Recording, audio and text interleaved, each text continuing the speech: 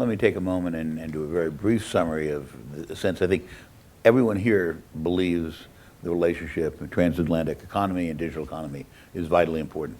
We've all indicated a desire to make it work better, evolve the proper rules and regulations, and how important, frankly, it is to get it right. But I'll push a little bit over the edge here and say, given all the member states in the EU, those of us who follow, we know there's a lot of internal discussion on how to proceed. This is not an easy consensus to get within the EU and not an easy consensus transatlantic. On many of these issues, there are, in fact, very strong divergent points of view, and that's why we negotiate, and we have such able negotiators to do it. But I would take advantage of the occasion of what's happened with Britain exiting the EU to make a point that outside observers at least sense that the kind of dialogue that has taken place often on many of these issues within the EU, Great Britain and a number of maybe 10 other countries have tended to have a model of approach which is less detailed, less prescriptive, more open to innovation and regulation when there is a need after that fact. Whether this is an accurate description, I think it's widely perceived. And there has, I think, been a fair amount of commentary in the last several days of whether or not Britain's exit, which is not totally going to happen right away, but what impact it will have in that balance of dialogue on some of the critical issues, and whether or not, frankly, Britain will, in internal dialogues while this process is evolving, will in fact be listened to or somewhat shut out as a voice to be heard and given weight to. I asked the Director General, I'm probing a little bit here, but I thank you for trying. Thank you very much. Well, I mean, politics is about different ideas, and that's the case in Europe, that's the case in US. And you see also, if I may, on UK, I mean, I'm not sure that in the case of the referendum, the voice of the business people, the voice of the young people has been heard, if I can make a personal comment. Now, in terms of the balance within the EU, indeed there are countries which have a tradition which is more, you might say, market-oriented, others which have a tradition which is more command and control-oriented, others that come as fresh democracies, so pluralism is the rule. But I mean, in a way, it's also from this diversity that the Commission is able to make a synthesis. And as I said before, nothing really in terms of our intention to realize a strong and well-functioning internal digital single market is changed, and we will continue the way we approached it. Of course, it's a moment to listen very carefully, because that's one of the most important messages out of the referendum, that we have to listen even to the weak signs. But there's no reason, seen from the business perspective, that to worry that the line in Europe towards a business-friendly digital single market will change.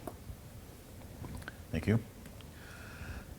Let me ask a question of Joel in terms of Privacy Shield, which obviously is very important to you, but could you give a sense of why it is so important to not just you, but frankly to a massive amount of businesses who conduct international business, to have something which is reliable and predictable? Sure. So I mean, literally thousands of companies, U.S. companies and European companies, relied on the safe harbor for many years as the legal basis under which the data transfers that underlie the transatlantic economy could take place. And when the European Court of Justice struck down or invalidated the safe harbor, it did throw that legal basis into doubt and into jeopardy. Now, Facebook and lots of other companies around Europe and the U.S. have other legal bases for that they rely on for those transfers, including standard contract clauses. But it's really essential that the businesses know that going forward they're going to have, as they think about where to make their investments and what kind of investments to make, that they're going to have a structure that's sustainable, a framework that's sustainable. And as Alan pointed out, the Commerce Department, even before the decision, and the Commission have been working on a successor agreement that would strengthen the protections for European consumers while still permitting those transfers to go forward. I will say, even since the first version of the Privacy Shield was negotiated, it's become that much more important because there's been a decision, preliminary decision from the Irish Data Protection Commission that calls into question the legal basis of those standard contract clauses that I mentioned. What I think, one thing that, and has referred that now to the Irish High Court and potentially to the ECJ, one thing that's in the Privacy Shield that's been negotiated is the creation of this ombudsman. And what I think is important for folks to recognize is that the Irish Data Protection Authority, in reviewing the standard contract clauses, didn't take into account the new negotiated Privacy Shield, because obviously it hasn't been adopted yet.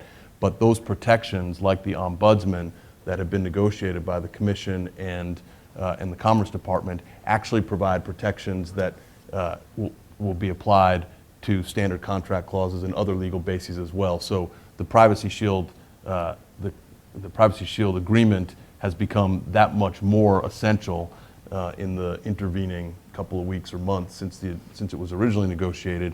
And I know that the Commerce Department and the Commission have since strengthened it further to address some of the concerns that the Article 29 Working Party and the European Parliament identified. And so we're hopeful that in the next couple of weeks, the Commission, the member states will send, I think, what is now an even more important signal than ever, that there's certainty and stability underlying the transatlantic relationship and economies.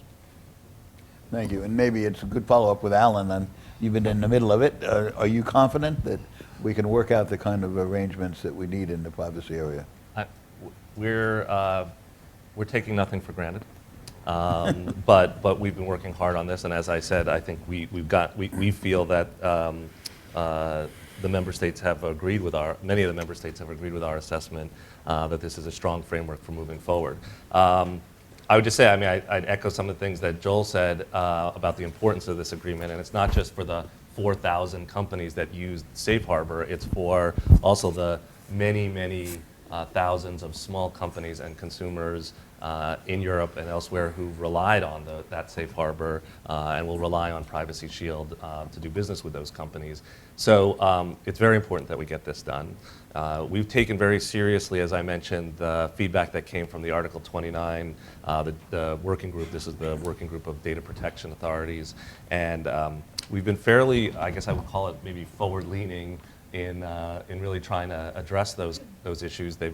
Press has reported on what some of them were. Certainly they were listed in the report of the Article 29 group, but in terms of things that we've been working on, they include issues around strengthening this ombudsman that Joel mentioned, working on issues around onward transfers and data retention and bulk collection, and we really think we've got language that really will, as I said, protect privacy, meet the standards of the European courts, provide certainty for industry. That language has been transmitted to the member states. As I said, we've got meetings coming up in a few days, June 29th, and then on July 4th. So we'll continue to be pushing forward, and we're hopeful. I will say, in parallel, we have been working to put together the back-end processes. It's not like there's simply a vote and then magically people will be able to use this. There's actually a real process involved in creating the back-end systems and the documents that companies will need to see to be able to use it. We've been working very hard in parallel to get those that ready, and our hope is that people will be able to use Privacy Shield very quickly after an approval in Europe. Thank you. Richard, put you on the spot again.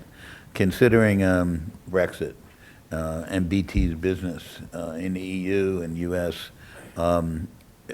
where do you see the commonalities of telecom reform that are not going to be shaken by this? We've got net neutrality in business data services, you mentioned, but where could this create some unexpected problems, perhaps, in your industry? Well, I think it goes back to one of the comments I made, that the technology is not a geopolitical issue. And where we need to really focus is on finding the way that we can focus on the basic competition law principles, rather than getting distracted by some of the things that are going on with the exit of the UK from the EU. You know, that is going to take at least, once Article 50 is triggered, 2 years. And 2 years is a very long time in the worlds that we're living in with technology changes. If we think back just 2 years ago, what things looked like, it's you know, the cycle time for reinventing issues is much shorter than that. There's also speculation, it seems, that you know, this is going to have some monumental change on the way that the UK deals with the rest of the world, and I don't think that's necessarily the case. There's already a template in place through their membership with the EU. And there's a lot of issues that are problematic. You know, clearly, I think there was a lot of you know, concern around the UK population, around immigration and things such as that you also see across the US as well as other EU members. Those don't necessarily touch the technological issues that we're looking at here. In fact, in a lot of ways, we can use technology to enable that and to make the borders more secure, as well as make sure that when the borders are porous, that we have a better idea of what types of individuals are in different countries. So I think it's probably a little bit premature to speculate on how things may play out in that way. But you know, I'm hopeful, and I expect that there will be you know, a rational and mature approach to how not only the UK but the EU and the US look at the policies going forward, to create a sense of stability for the citizens as well as the corporate users of the technology in this area. Thank you. My next question will be to Julie, but in some extent to everyone. And let me do a prelude, which a lot of us have looked at what's happened in the internet, and we believe actually this may be the defining issue for the future, and history will look back and say, how did the internet get handled at this critical crossroads? How free is it? How open? How much censorship? How much surveillance?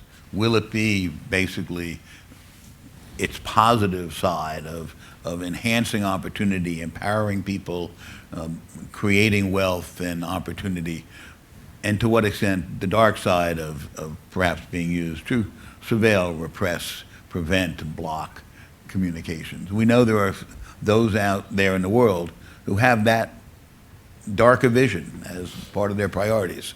I don't think we should kid ourselves that it is the openness, empowerment of the internet is a threat to some societies and governments. And the State Department is the lead on the broad internet governance issues, and I guess I'd like some sense of optimism or reality check on just how likely it is that EU and US working together are going to be a strong enough voice to prevail in the international venues that are out there against more authoritarian regimes. And I'll punctuate it a little bit with a statement that it is not always, well, that the governments that are fundamentally on the free and open side, have within their own governments internal contradictions. We cannot always go forth to the world and say, do it our way, because sometimes they can point to us and say, the way you're doing it is the way we want to do it, and it's not. So you're hypocritical to object. So, and with that rather long introduction, Julie. Thanks very much for that question. I came to State Department in 2013, and it wasn't too long after the World Conference on International Telecommunications, which was, I would say, a big shakeup in terms of how people viewed the threat to the free and open internet. And since that time, we've had the 10-year review on the World Summit on the Information Society. We had the ITU's Plenipotentiary Conference, which is where, if we were going to change the fundamental instruments of the Union, that change would have to take place. We've had the OECD Ministerial on the Digital Economy, where not only did OECD countries sign up to the Cancun Declaration, but we had 8 countries outside of the OECD sign up for principles of internet openness and free flow of information, the multi-stakeholder process, including Egypt, Argentina, Costa Rica, Colombia.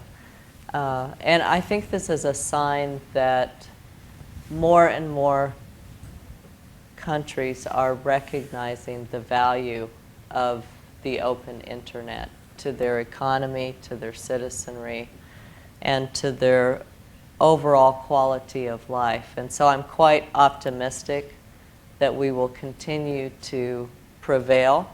I'm realistic that countries who view internet openness as a threat to their way of life or their governance will continue to have those views, but I believe they'll be challenged greatly by the majority of countries which support the free and open internet.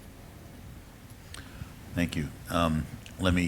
We have so many questions we would probably want to ask Director General Viola. I will just do some broad follow-ups, which he did address, but the digital industry, however we want to define the digital economy, is tremendously committed to data as a core part of what drives innovation.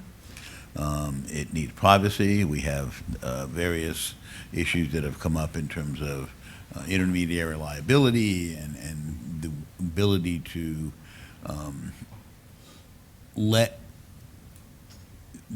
we're talking about to extent of the platform economy that you have, in fact, users who communicate with each other. And to the extent that government attempts to deeply control the interaction between different sets of players on the internet by trying to control the intermediary that helps that connection, there's a great risk of, I think, chilling that interaction. And I suppose it's one of the areas I think there may be some instinctive disagreement and approach, perhaps on both sides of the Atlantic.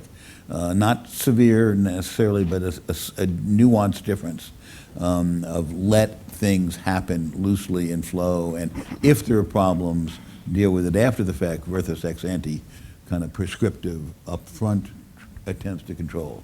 I wondered if you, just as you see some of those key issues playing out, where you see the evolution of some of those more controversial issues evolving. Thanks very much. Before I answer this question, let me also comment on the US-EU relationship and what we are going to do tomorrow in the Information Society Dialogue. I think we are both having a complex web of relationship in the world, but we have, of course, very clear that the relationship between EU and US is a special one for many reasons. And probably the most important one is that we both recognize that internet is one of the greatest gifts given to the humanity in the last century. Really, it's an advancement for democracy, free speech, change, positive change, quality of life. And we stand both on both sides of the Atlantic ready to defend it, but also ready to put forward a positive agenda. I mean, explaining to everyone in the world why it's important to keep the internet open, why it's important to have free data flows, why it's important to keep solid constitutional principles about free speech. And if I can add a personal note, in my infancy now, when I was a young engineer, I was here in Washington working on the space station program. You didn't read the whole CV, but then you'll find it. And that was that was Cold War. And I mean, Europe and US started to say space is for the mankind. We need to cooperate together to give a signal. I think here in the digital economy it's a little bit like this. I mean, we have the internet, such a great gift, and we have to give a clear signal to the world that we are able to set a positive agenda. That whatever it's about, closing the internet, using internet as a mean to incite hate and racism, this is not part of our DNA. And that's why in the dialogue tomorrow we have, of course, short-term issues like, I mean, the DSM and the issues burning about how to approach a business-friendly approach, but also long-term issues. We have in discussion on cooperation on what is going to be the future of the internet and how we can work together, and cooperation about understanding better the brain, the human brain. We have two large projects in US and Europe, and I think we can give answer through technologies to things that today have no answer. I mean, so again, setting a positive agenda in terms of what we can do for the citizens and showing how cooperation is important, and also the full support that Europe gives to the Global Connect initiative. So bringing internet not only open, but to every citizen as a means for doing business, but also as a vehicle for democracy. Now, this said, I will not escape to answer your question. I think, again, looking at the US and Europe, they have both a very solid legislation when it comes to intermediary liability, probably the best of the world, and is based on the so-called safe harbor principle, so the Digital Millennium Act and the E-commerce Directive.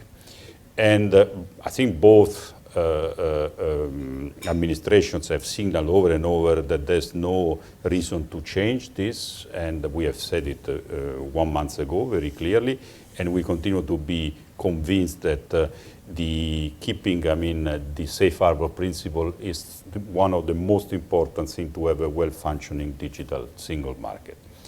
But of course, I mean, situations are complex, so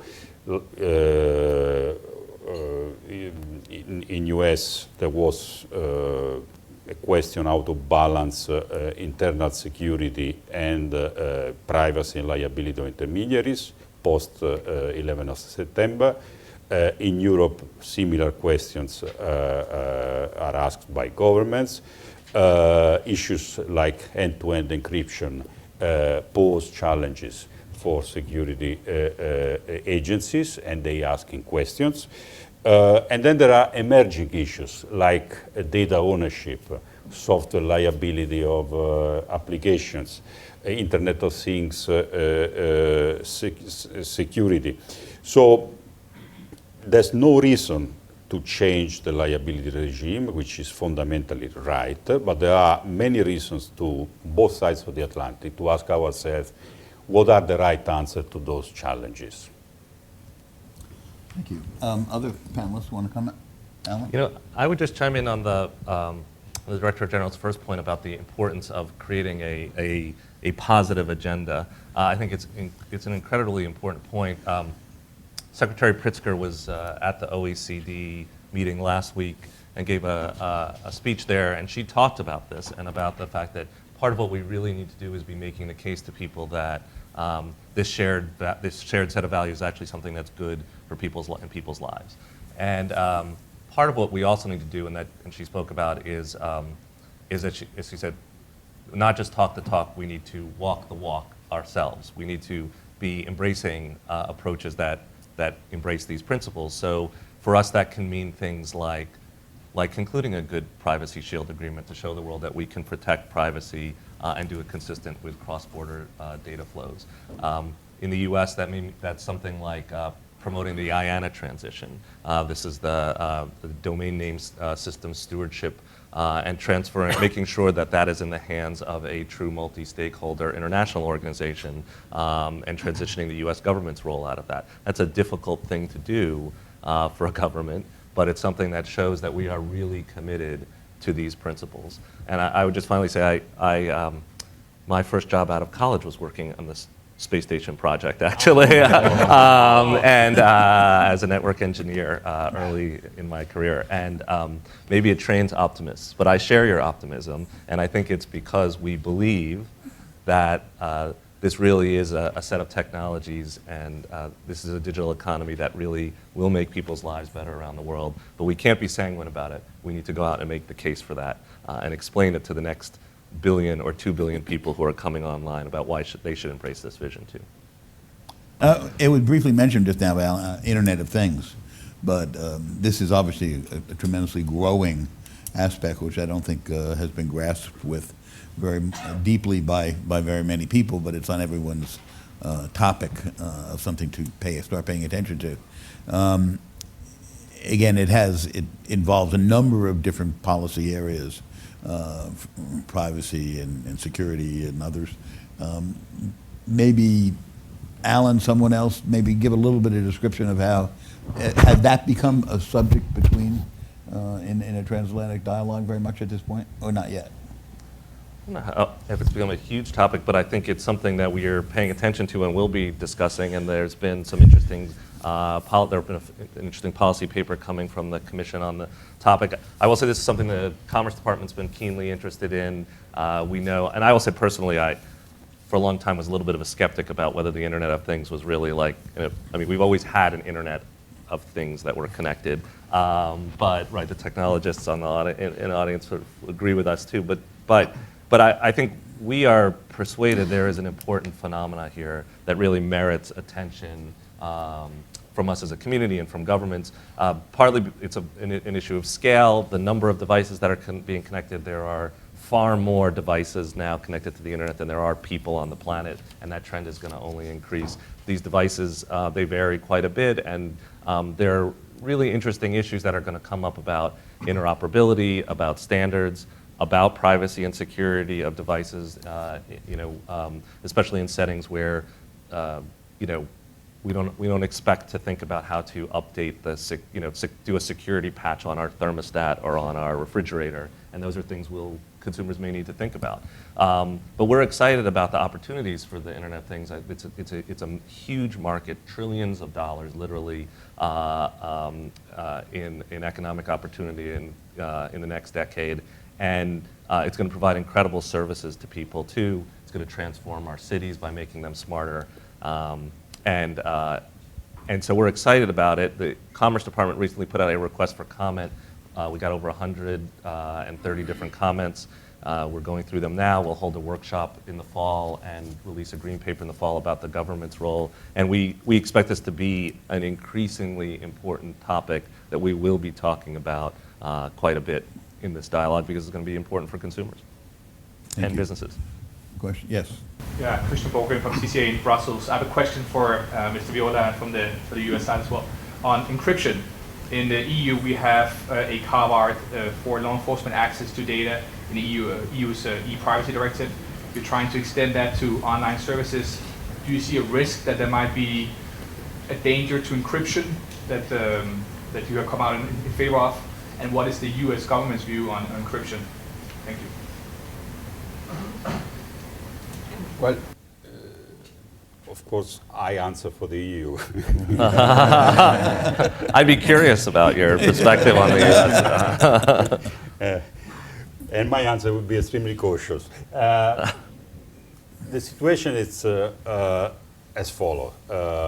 Nothing in life is simple. For what concerns the security and privacy of communication, this is a very strong constitutional principle within the EU.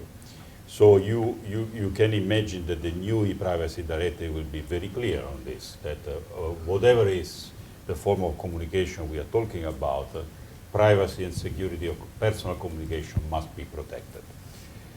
That's the law enforcement angle, which is not part in Europe of the e-privacy legislation, but was part of, I say was, and I'll explain in a second, part of the data retention directive, which the European Court of Justice, that now is very famous also on the other side of the Atlantic, has annulled. So we asked a couple of years ago the member state what they wanted to do on data retention, and they said, well, we go with national legislation. But this was another era altogether. So now we see a little bit of emergence of different judicial systems asking for handing over data to intermediaries, different responses from intermediaries. We see a little bit of confusion around. Now, is it enough to say that there should be European rules of data retention? We are thinking about it, but there's no definite decision. For the time being, the e-privacy directive will only be about e-privacy, so will not touch the issue of data retention. Let me maybe throw in there the encryption issue has risen to a level of visibility in the U.S.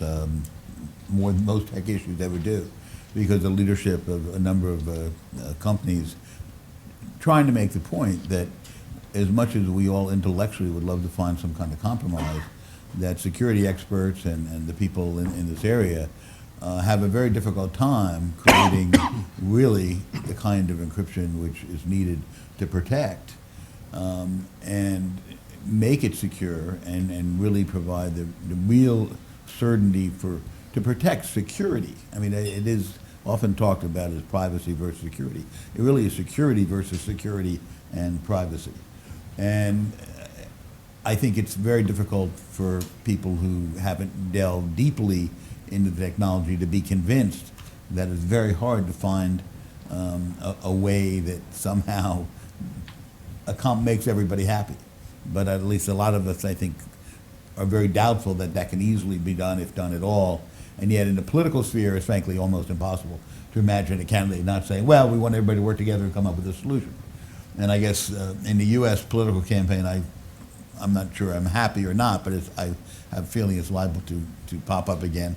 And I was wondering to what extent grappling with that, the security component of encryption, not just the privacy component, has weighed as a major factor in the discussions within the EU and transatlantic.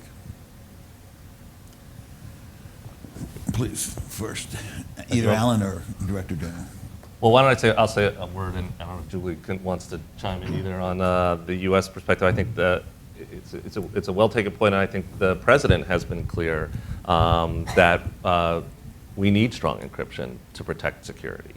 At the same time, I think he has also been clear, and the administration's been clear, that that he's very concerned about the real challenges that poses for law enforcement and for national security, and that he challenges us, and we are to think about how we can address those issues. Now, we believe that the private sector is an incredibly important source of wisdom and help in addressing those issues, and we've chosen not to, the administration's position is not to pursue legislation, for example, around this at this time because of that. But it's a real challenge that has been posed. I will say also the Commerce Department has spent many years working on this issue. We're a source of, we do a lot of work on standards, for example, around encryption and some of the policy issues around it. And I would just note that, we understand, and I think the administration understands, that there are certain realities of mathematics and global economics that we face in trying to craft a solution in this space. One is that encryption is a technology that's widely available, and that means that no matter what we do here in the US, bad actors around the world will have access to it. And that's just a reality now, and we need to deal with it. A second issue is that there's an economic reality, which is if our companies here aren't the providers of strong security tools, others will. And so we need to craft policies that reflect those realities, even as we deal with the challenges that have been put forward for us. And I think it is very much a security versus security issue. I must say I agree 100%. Also, seen from the European perspective, first of all, encryption is a very important tool for businesses around the world to have secure interactions and for citizens to be protected. So we are strongly in favor of encryption. When it comes to the relationship with the public sphere, it really, I agree, will depend very much what is going to be the reaction of private business. Because one thing is to cooperate with democratic countries, as we are. One thing is to cooperate with countries which the democracy principles are dubious. And if in democratic countries there's a continual denial, refusal to cooperate, this will trigger a legislative reaction on both sides of the Atlantic. So that probably is to be avoided. It can be avoided. I think a good example is the recent agreement that we signed. It's a totally self-regulatory agreement with the major platforms in Europe to combat terrorism online, incitation to terrorism and violence.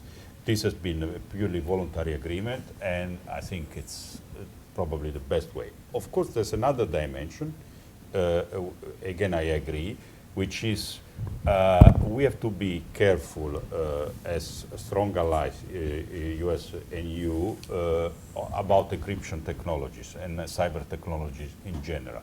I mean, we have an understanding and we know how to deal with conventional weapon control, and encryption and cyber weapons can be equally damaging our societies. I think in this respect our cooperation has to be even stronger to make sure that first of all we advance in encryption and cyber technology, and we control what's going on in terms of who gets access to those kind of technologies.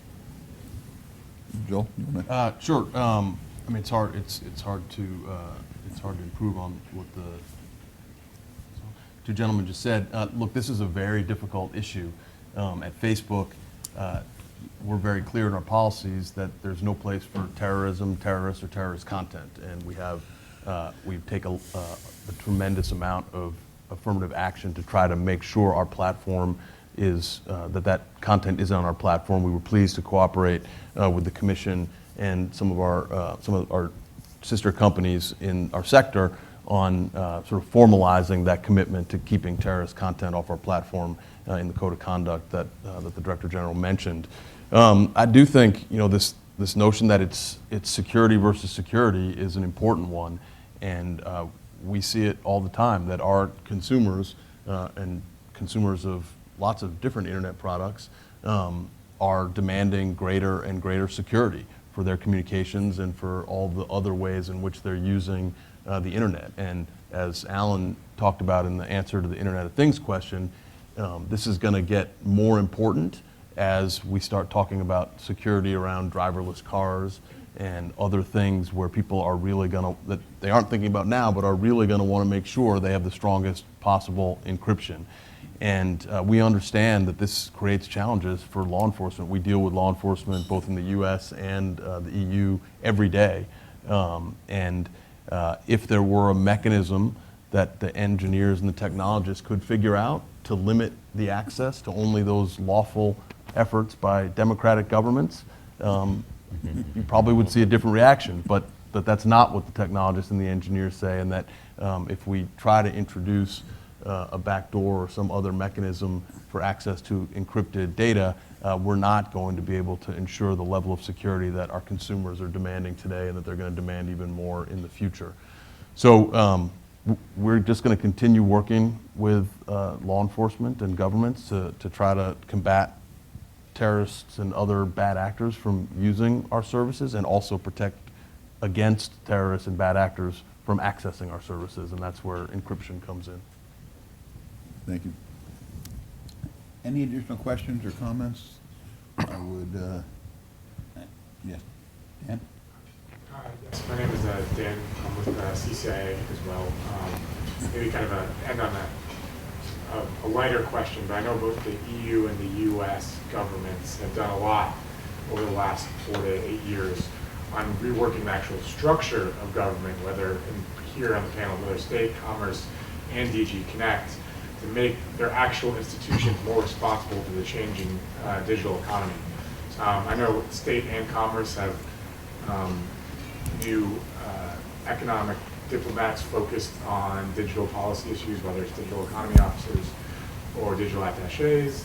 And DG Connect has gone internally through a lot of structure. I wondered if any of the government panelists can talk what their agencies or organizations have been doing to focus more on these important digital policy issues.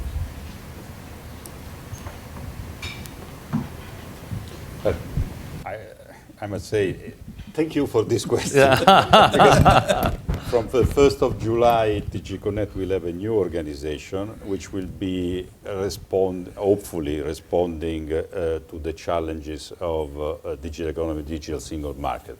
So we basically have reorganized in thematic areas. Will be a strong, we call it directorates, I mean a strong area on digital industries, which will have microelectronics, robotics, artificial intelligence, liability issues, and coordinate the efforts on digitizing industry. There will be a directorate on the network of the future. We'll have 5G, the Internet of the future, Internet of Things. We will have a digital single market directorate, an international directorate. We will have a media, which will have copyright, audiovisual law, and all what has to do with media, so also the traditional media. We will have many other directorates which all will be focalized on, of course, telecom and the rest. So we'll all focalize on the various pillars of a well-functioning digital single market. Thank you. Somebody else? Yeah. So I'll just confirm that we have set up a program for digital economy officers and are prioritizing our contact with key missions around the world where digital economy issues are looming large. We've also revamped completely our training for econ officers at the Foreign Service Institute to cover a much wider range of digital economy issues so that econ officers who go into the field understand privacy and data flows and a little bit of spectrum management and importantly who to contact in our office should these issues arise, so we can give them very on the spot support. I would just chime in and say I think it's a great example of also, I think you're seeing across government a greater focus on digital economy issues. I can tell you within the Commerce Department there's a huge amount of activity going on. My presence, in fact, in some ways is a sign of it.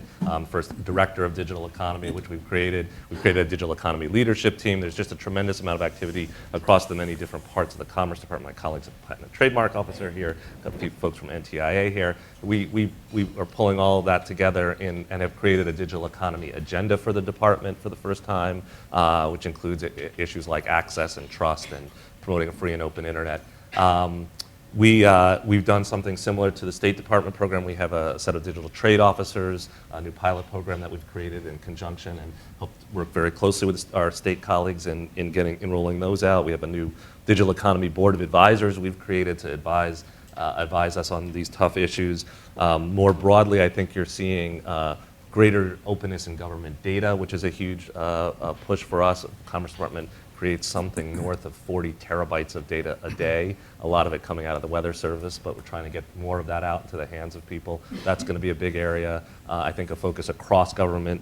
Connectivity, Julie mentioned the Global Connect program, trying to get more people online in the United States, outside of the United States. So I would just, and I would just say the big efforts to get more talent into government. Been a big push of the White House and within the departments to try to get more digital people with a high technology quotient into government. I would just say I think this is just a reflection of the fact that the digital economy is now really the economy, and we need to be thinking very broadly about how to make sure that we've got the talent and the agenda to promote the digital economy for people around the world. And I just think you're seeing here, a reflection of the fact that this is a greater and greater priority for all of us. Thank you. Let me close it out by saying tremendous opportunity here at the conjunction of our Transatlantic Policy Dialogue Forum and Brexit. I think we've not tried to lean too heavily on the Brexit issues, but they're hanging there. The reality is we live in a connected and global economy. I think the internet economy and the consensus of everybody here, I think, makes it clear that the prosperity, growth, and jobs of future generations are tied to this economy. And at the same time, the globalization, I think we have to probably recognize that some of the grievances, legitimate grievances that have been recently expressed in the popular uprising in various places, have some, there may be a mixture of what I would consider more legitimate and other non-legitimate, but there are some really important legitimate considerations. And I hope they are taken into consideration as we move forward with this internet and global economy. Because if these forces get out of control, they will harm innovation, they will harm civil liberties, trade, and prosperity. So to the extent we can self-correct and deal with some of the underlying problems that perhaps have not received adequate attention, as we set up our rules and global standards, we do a lot to provide ourselves a defense against things going off the rails in the future. With that, let me just say thank you very much. It was an excellent panel. They have all shown how knowledgeable, insightful, and important roles they play. And it's an honor to have hosted you today. Thank you.